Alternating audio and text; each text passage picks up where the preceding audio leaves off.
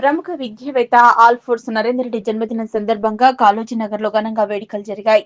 ఈ సందర్భంగా సమీర్ రెడ్డి మాట్లాడుతూ, సరస్వతి పుత్రుడు మనసున్న మహారాజు, స్వశక్తితో ఎదిగిన వ్యక్తి, ఎంతో మంది నిరుపేదలకు విద్యను అందించి వారు అభ్యున్నతికి కృషి చేసిన విద్యావేత్త అన్నారు.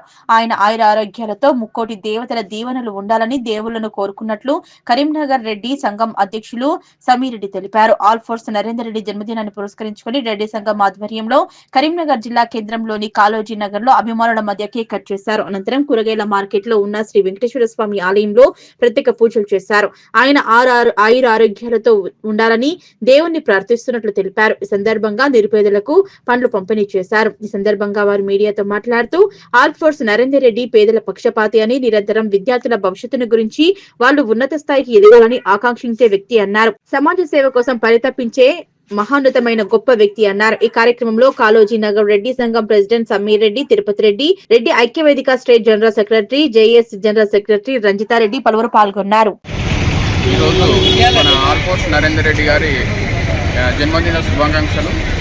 ఆయన ఎందరో విద్యార్థులకు తన విద్యా సంస్థల ద్వారా మన దాన్ని ఇచ్చి ఎందరో మానీయులుగా తీర్చిదిద్ది ఎన్నో ఉన్నత శిఖరాలుగా ఎదగడానికి సహకరించినటువంటి నరేందర్ రెడ్డి గారికి మరోసారి జన్మదిన శుభాకాంక్షలు.